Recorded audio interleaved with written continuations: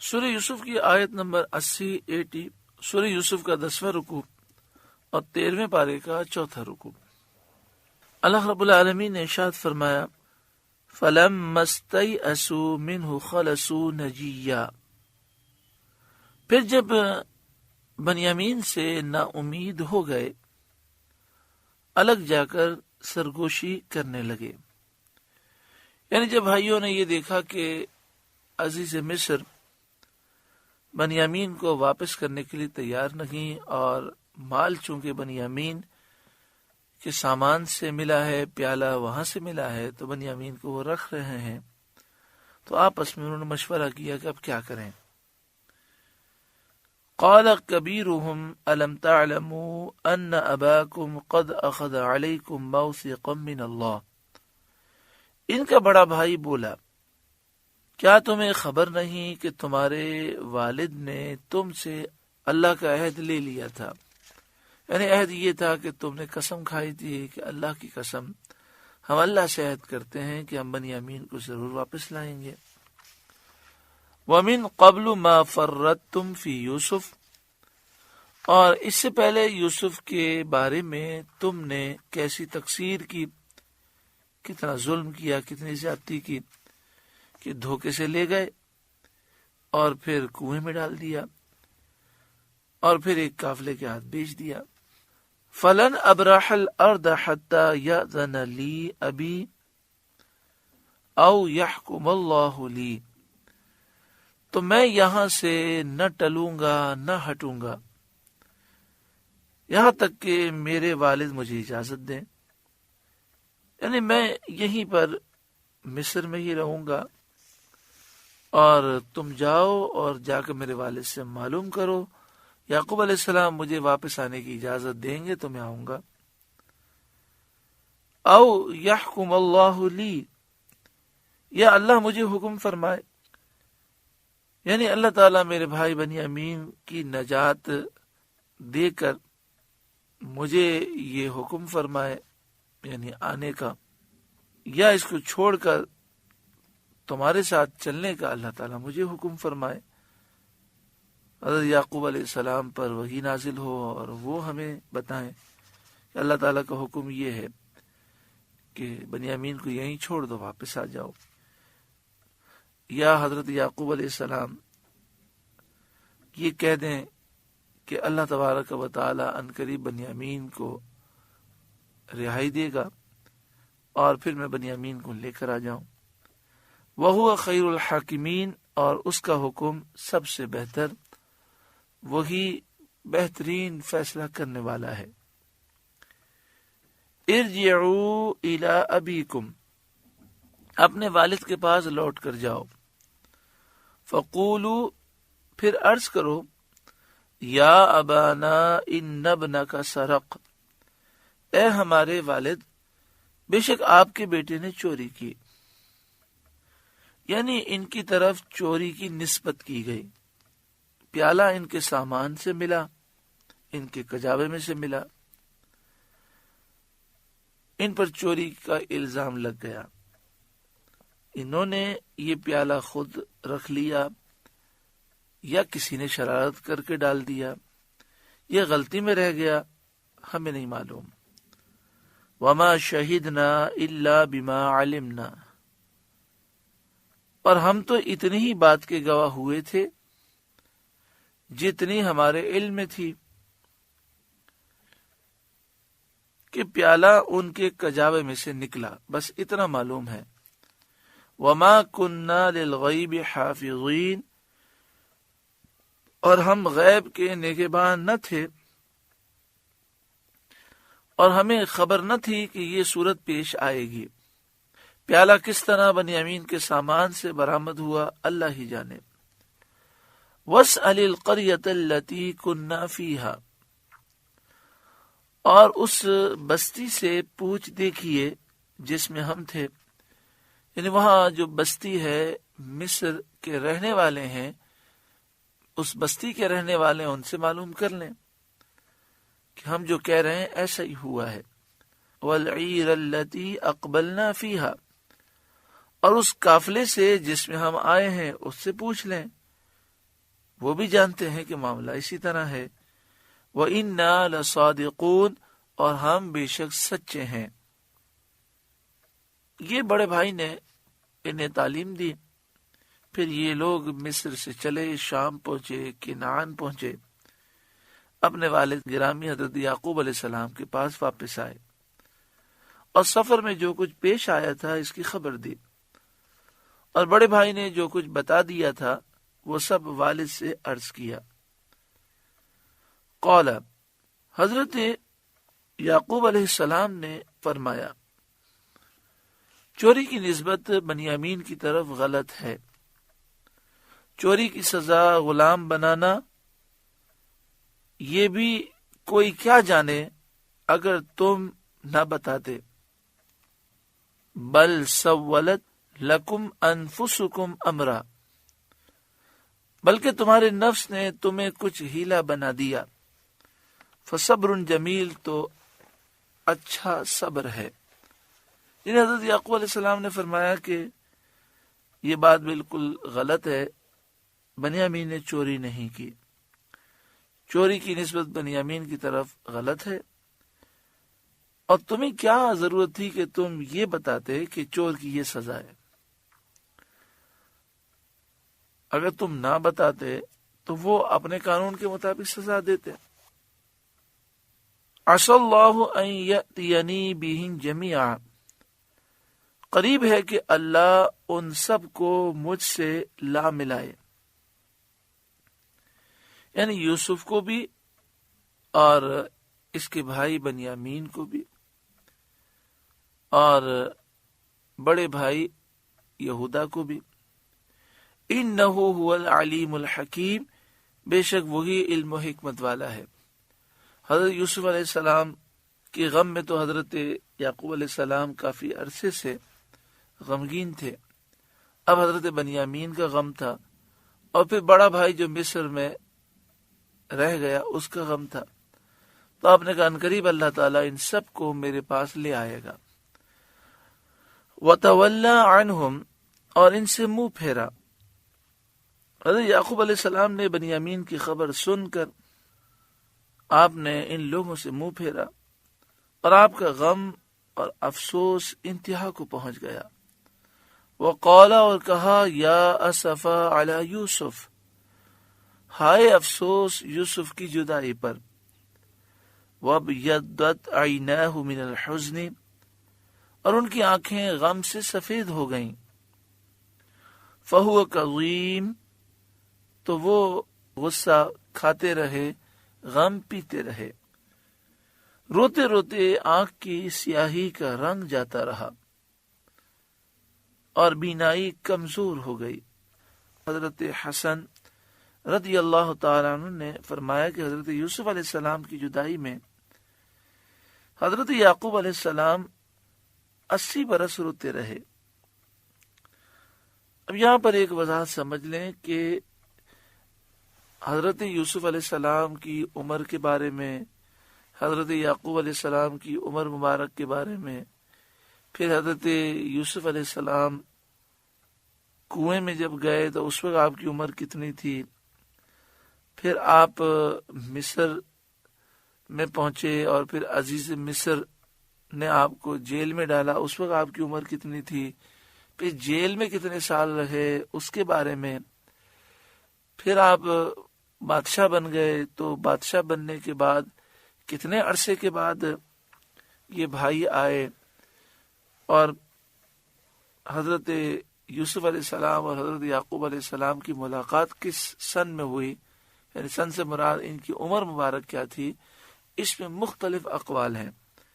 تو یہاں پر حضرت صدر الافاضل مولانا نعیم الدین مراد آبادی علیہ رحمہ نے حضرت حسن کا یہ قول لکھا ہے کہ حضرت یوسف علیہ السلام کی جدائی میں حضرت یعقوب علیہ السلام 80 برس روتے رہے، اور بعض نے کہا کہ 40 برس روتے رہے، بعض نے اس کے علاوہ مختلف اقوال بیان کیے۔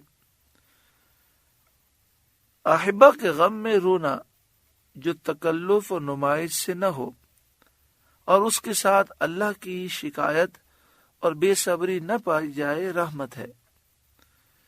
یعنی دوست احباب رشتہ داروں کی محبت میں، غم میں رونا جس میں تکلف نہ ہو، نمود و نمائش نہ ہو، اور اللہ تعالی سے شکوہ شکایات کا انداز نہ ہو، بے صبری نہ ہو، تو یہ کوئی بری بات نہیں ہے، یہ رحمت ہے۔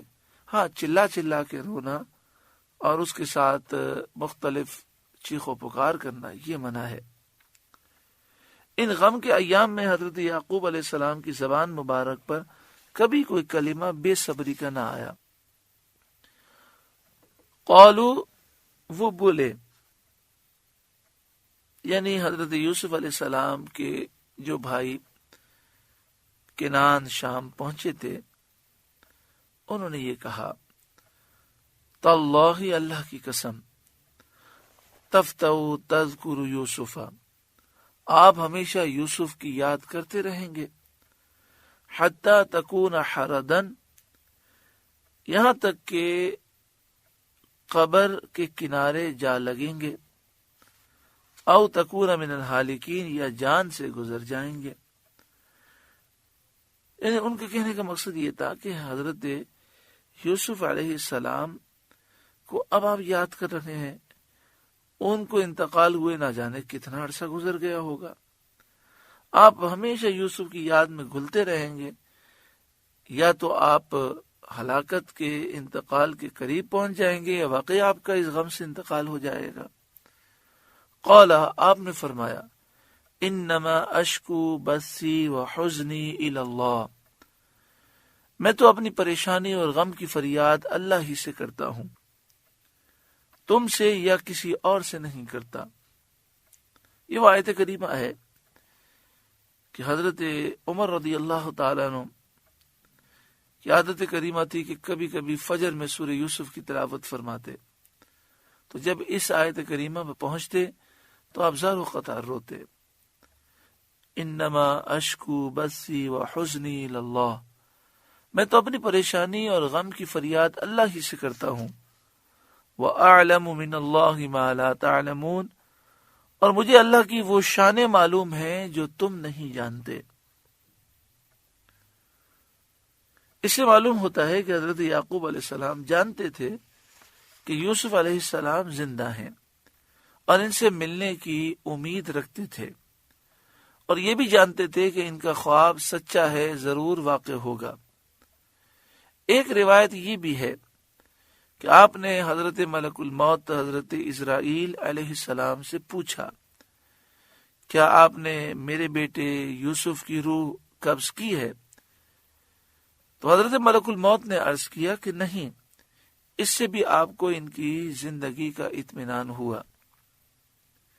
آپ نے اپنے بیٹوں سے فرمایا، یا بنی یذهبوا، اے میرے بیٹوں جاؤ، فتحسسوا من یوسف و اخیہ، یوسف اور اس کے بھائی کا سراغ لگاؤ، ان کی تلاش کرو، ولا تیأسوا من روح اللہ، اور اللہ کی رحمت سے نا امید نہ ہو، انہ لا ییأس من روح اللہ الا القوم الکافرون، بے شک اللہ کی رحمت سے نا امید نہیں ہوتے مگر کافر لوگ۔ یہ سن کر حضرت یوسف علیہ السلام کے بھائی پھر مصر کی طرف روانہ ہوئے۔ فلما دخلوا علیہ، پھر جب وہ یوسف کے پاس پہنچے، قالوا، وہ بولے، یا ایھا العزیز مسنا واہلنا الضر، اے عزیز مصر، ہمیں اور ہمارے گھر والوں کو مصیبت پہنچی، یعنی تنگی ہے، بھوک کی سختی ہے، اور بھوک کی وجہ سے جسم دبلے ہو چکے ہیں۔ وجئنا ببضاعۃ مزجاۃ، اور ہم بے قدر پونجی لے کر آئے ہیں، یعنی وہ رقم لے کر آئے ہیں، وہ چیزیں لے کر آئے ہیں جن کی کوئی قدر و قیمت نہیں ہے، ردی کھوٹی، جسے کوئی تاجر مال کی قیمت میں قبول نہ کرے، وہ چند کھوٹے درہم ہیں ہمارے پاس، اور گھر کی وہ پرانی بوسیدہ چیزیں ہیں جنہیں کوئی قبول کرنے کے لیے تیار نہیں۔ فَأَوْفِ لَنَا الْكَيْلَ، تو آپ ہمیں پورا ماپ دیجئے، جس طرح کھرے داموں سے اور کھرے درہموں سے آپ غلہ دیتے ہیں، اسی طرح ہمیں ان کھوٹے سکوں سے اور گھر کی پرانی بوسیدہ چیزیں لے کر پورا غلہ دیں۔ وَتَصَدَّقْ عَلَيْنَا، اور ہم پر صدقہ کریں، خیرات کیجئے۔ یہ ناقص اور کھوٹی پونجی، کھوٹے سکے اور ناقص سامان لے کر ہم پر احسان کریں، خیرات کریں۔ ان اللہ یجزی المتصدقین، بے شک اللہ خیرات والوں کو صلہ دیتا ہے۔ ان کا یہ حال سن کر حضرت یوسف علیہ السلام پر گریہ طاری ہوا، اور آپ اتنا روئے کہ آپ کی آنکھوں سے آنسو جاری ہو گئے۔ قال هل علمتم ما فعلتم بيوسف واخيه اذ انتم جاہلون، بولے کچھ خبر ہے تم نے یوسف اور اس کے بھائی کے ساتھ کیا کیا تھا؟ کچھ خبر ہے تم نے یوسف اور اس کے بھائی کے ساتھ کیا کیا تھا جب تم نادان تھے؟ یعنی حضرت یوسف علیہ السلام کو مارنا، کنویں میں گرانا، پھر بیچنا، والد سے جدا کرنا، اور ان کے بعد ان کے بھائی کو تنگ رکھنا، پریشان کرنا تمہیں یاد ہے؟ قربان جائیے حضرت یوسف علیہ السلام کے صبر پر، تحمل اور حلم اور برداشت پر، کہ بھائی اتنا ظلم کرنے والے تھے، لیکن حضرت یوسف علیہ السلام نے کتنی عزت دی، کتنا اکرام کیا۔ اور جب بھائیوں نے اپنی تکلیف کا ذکر کیا، حالانکہ بھائیوں نے تو کتنا ظلم کیا تھا، لیکن آپ ان کی تکلیف بھی نہ دیکھ سکے اور رو پڑے۔ اللہ تعالیٰ حضرت یوسف علیہ السلام کے صدقے میں ہمارے دل کو ہر کینہ، بغض، عداوت سے پاک فرمائے، اور اللہ ہمیں صبر، شکر، حلم، برداشت، تحمل عطا فرمائے، اور ایک دوسرے کے ساتھ اچھا سلوک کرنے کی توفیق عطا فرمائے۔ یہ بات جو حضرت یوسف علیہ السلام نے کہی کہ تمہیں اپنی حرکتیں یاد ہیں، یہ فرماتے ہوئے حضرت یوسف علیہ السلام کو تبسم آ گیا، آپ مسکرانے لگے، اور انہوں نے آپ کے گوہر دندان کا حسن دیکھ کر پہچانا۔ آپ کے دانت مبارک جو موتیوں سے زیادہ چمکدار تھے، ان کی خوبصورتی دیکھ کر انہوں نے پہچان لیا کہ یہ تو جمال یوسفی کی شان ہے، یہ تو یوسف کا جمال ہے۔ قالو، وہ بولے، اِنَّكَ لَأَنْتَ یوسف، کیا سچ مچ آپ ہی یوسف ہیں؟ قال انا یوسف وہذا اخی، آپ نے فرمایا میں یوسف ہوں اور یہ میرا بھائی ہے۔ اب اس موقع پر آپ نے اپنی بڑائی بیان نہیں کی کہ دیکھو تم نے تو مجھے مارنے کی کوشش کی، دیکھو میں کس مقام پر پہنچ گیا۔ آپ نے اللہ کا فضل بیان کیا۔ یہی ایک مومن کو زندگی گزارنے کا اصول قرآن پاک دے رہا ہے۔ ہمیں حضرت یوسف علیہ السلام کے نقش قدم پر چلنا چاہیے۔ جو کچھ بھی ہے رب کا فضل ہے، ہم میں حقیقی طور پر کوئی قدرت نہیں، جو طاقتیں ہیں رب کی عطا سے ہیں۔ آپ نے فرمایا قد من اللہ علینا، بے شک اللہ نے ہم پر احسان کیا۔ اللہ نے احسان فرمایا، اس کے معنی مفسرین نے کیا بیان کیے؟ فرمایا ہمیں جدائی کے بعد سلامتی کے ساتھ ملا دیا اور دنیا اور دین کی نعمتوں سے سرفراز فرمایا۔ انہ من یتقی ویصبر فإن اللہ لا یضیع اجر المحسنین، اللہ تعالیٰ نے فرمایا بے شک جو پرہیزگاری اور صبر کرے تو اللہ نیک لوگوں کے اجر کو ضائع نہیں کرتا۔ اس لیے کوئی بھی ظلم کرے اگر بندہ مومن پرہیزگاری اختیار کرے، اللہ تعالیٰ سے ڈرتا رہے اور گناہ نہ کرے اور صبر کرے تو اللہ تعالیٰ صبر کا صلہ ضرور عطا فرماتا ہے۔ اب بھائیوں نے اپنا عذر پیش کیا، یعنی انہوں نے معذرت کی کہ آپ ہمیں معاف کر دیں۔ انہوں نے اب خطاؤں کا اقرار کیا۔ قالوا، بولے، تاللہ، اللہ کی قسم، لقد آثرک اللہ علینا، اللہ نے آپ کو ہم پر فضیلت دی، وَإِن كُنَّا لَخَاطِئِينَ، اور بے شک ہم خطاوار تھے۔ اسی کا نتیجہ ہے کہ آپ نے صبر کیا، تقوی اختیار کیا، اور آپ کتنے کریم ہیں کہ ہم ظالم مگر آپ ہم پر اتنے احسانات فرما رکھے ہیں۔ تو اللہ تعالیٰ نے آپ کو عزت دی، بادشاہ بنایا، اور ہمیں مسکین بنا کر آپ کے سامنے اللہ تعالیٰ لے آیا۔ قال، یوسف علیہ السلام نے فرمایا، لا تثریب علیکم اليوم، آج تم پر کچھ ملامت نہیں۔ اگرچہ یہ ملامت کا دن ہے لیکن میری طرف سے تم پر آج کچھ ملامت نہیں۔ یغفر اللہ لکم، اللہ تمہیں معاف کرے، وہو ارحم الراحمین، اور وہ سب مہربانوں سے بڑھ کر مہربان ہے۔ قربان جائیے حضرت یوسف علیہ السلام کے صبر پر۔ آج اول تو ہم کسی کو معاف کرتے نہیں ہیں، اور اگر معاف بھی کریں تو بظاہر کہہ دیتے ہیں ہم نے اپنا دل صاف کر لیا، معاملہ ختم ہو گیا، لیکن دل میں رہتا ہے۔ اور اگر کسی کو معاف بھی کرتے ہیں تو دل چاہتا ہے کہ پہلے اس کو خوب ملامت کریں۔ قربان جائیے، آپ نے فرمایا وہ اپنے آپ کو ملامت کرنے لگے تو آپ نے فرمایا آج ملامت کا دن نہیں ہے، میں نے تو معاف کیا، میں دعا کرتا ہوں اللہ بھی تمہیں معاف فرمائے۔ جب پیارے آقا صلی اللہ علیہ وآلہ وسلم نے سن 8 ہجری میں مکہ شریف فتح کیا، آپ خانہ کعبہ کے سامنے کھڑے ہیں، سارے کافر سر جھکا کے کھڑے ہیں، انہیں ساری باتیں یاد آ رہی تھیں کہ ہم نے کتنا ظلم کیا ہے۔ پیارے آقا صلی اللہ علیہ وآلہ وسلم کے سامنے وہ سر جھکا کے کھڑے تھے۔ جب آپ صلی اللہ علیہ وآلہ وسلم نے فرمایا تم آج مجھ سے کس سلوک کی امید کرتے ہو، تو ان کے رونگٹے کھڑے ہو گئے۔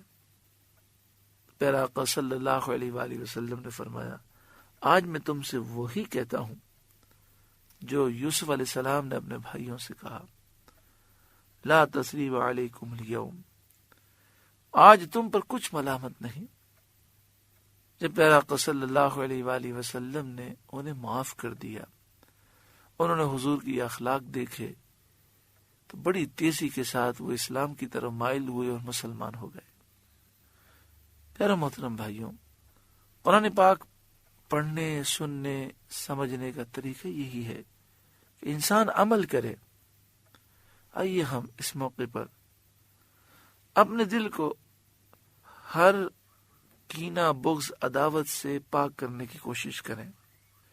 ہمارے دوست، احباب، رشتہ داروں سے کتنے ہمارے معاملات ہوئے ہوں گے، آج ہم اپنے دل کو اللہ کی رضا کے لیے صاف کر دیں اور کہیں مالک و مولا میں نے سب کو معاف کیا۔ نہ صرف یہ کہیں میں نے معاف کیا، اب دل میں بھی نہ رکھیں، یعنی وہ سامنے آئے تو ہمارے ذہن میں کوئی ایسی بات نہیں آنی چاہیے کہ یہ فلاں ہے، یہ فلاں ہے۔ ہم نے تو اللہ کی رضا کے لیے معاف کر دیا، اور جو اللہ کی رضا کے لیے دوسروں کو معاف فرماتا ہے اللہ اس پہ کرم فرماتا ہے اور اللہ اسے معاف فرما دیتا ہے۔ اللہ ہمیں خاتمہ بالایمان نصیب فرمائے، اللہ ہمارے گناہ معاف فرمائے، اور حضرت یوسف علیہ السلام کے صدقے میں اللہ ہمیں درگزر کرنا عطا فرمائے، اللہ ہمیں درگزر عطا فرمائے، عفو درگزر عطا فرمائے، ایک دوسرے سے ہمدردی عطا فرمائے۔ اس کے بعد حضرت یوسف علیہ السلام نے ان سے اپنے والد ماجد کا حال پوچھا۔ انہوں نے کہا آپ کی جدائی کے غم میں روتے روتے ان کی بینائی بحال نہیں رہی، آپ نے فرمایا اذهبوا بقمیصی ھذا، میرا یہ کرتا لے جاؤ جو میرے والد ماجد نے تعویذ بنا کر میرے گلے میں ڈال دیا تھا۔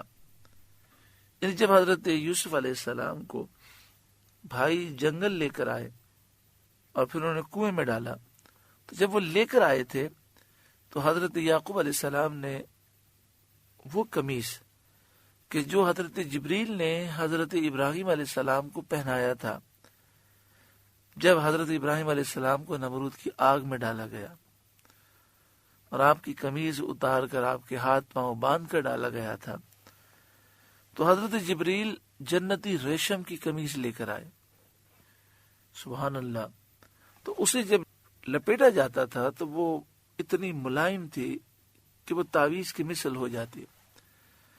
تو حضرت یعقوب علیہ السلام نے اسے تعویذ بنا کر حضرت یوسف علیہ السلام کے گلے میں ڈالا تھا۔ تو اس قمیص کے متعلق آپ نے فرمایا میرا یہ کرتا لے جاؤ، فَأَلْقُوهُ عَلَى وَجْهِ أَبِي يَأْتِ بَصِيرًا، اسے میرے باپ کے منہ پر ڈالو، ان کی آنکھیں کھل جائیں گی۔ یعنی جیسے ہی یہ قمیض میرے والد کے چہرے پہ ڈالو گے ان کی بینائی لوٹ آئے گی۔ شفا دینے والا اللہ تعالیٰ ہے، لیکن جس قمیض کو جنت سے نسبت ہے، جسے جبریل سے نسبت ہے، جسے ابراہیم علیہ السلام سے نسبت ہے، جسے اسحاق علیہ السلام سے نسبت ہے، جسے خود حضرت یوسف علیہ السلام سے نسبت ہے، تو یہ تبرک ہوا۔ اس تبرک سے اور اس مقدس قمیض سے یہ کرم ہوگا کہ جیسے ہی یہ آنکھوں پر لگے گی بینائی پلٹ کر آ جائے گی۔ تو اس سے معلوم ہوا کہ تبرکات سے برکتیں ملتی ہیں، اور یہ تو قرآن پاک سے ثابت ہے۔ اب کوئی کہے کہ جناب کوئی تبرک آنکھ میں لگانے سے کیا ہوتا ہے، شفا دینے والا تو اللہ تعالیٰ ہے۔ بے شک شفا دینے والا اللہ تعالیٰ ہے، دوائی سے شفا نہیں ملتی، لیکن دوائی سبب ہے۔ تو اسی طرح یہ تبرکات، زمزم شریف اور اس طرح کی دیگر جو چیزیں ہیں جنہیں اللہ والوں سے نسبت ہے، ان میں اللہ تعالیٰ نے شفا رکھی ہے۔ وَأْتُونِي بِأَهْلِكُمْ أَجْمَعِينَ، اور اپنے سب گھر بھر کو میرے پاس لے آؤ۔ آپ نے فرمایا کہ سارے گھر والوں کو میرے پاس لے کر آؤ، ابھی یہ قمیض لے کر جاؤ، حضرت یعقوب علیہ السلام کے چہرے پہ لگاؤ، ان کی آنکھیں آ جائیں گی۔ پھر حضرت یعقوب علیہ السلام کو اور آپ کی اولاد کو، آپ کے پوتوں کو اور دیگر جو خاندان کے افراد ہیں، پورے گھرانے کو، خاندان کو میرے پاس لے کر آؤ۔ سورہ یوسف کا 10واں رکوع مکمل ہوا، جس میں حضرت یوسف علیہ السلام کے درگزر کا ذکر ہے۔ اللہ تعالی ہمیں درگزر نصیب فرمائے، ہمیں اللہ کی رضا کے لیے ہر مسلمان کو معاف کر دینے کی توفیق عطا فرمائے۔ اللہ تعالی ہمارے دلوں کو ہر میل سے، کچیل سے صاف اور شفاف فرمائے۔ اللہ اللہ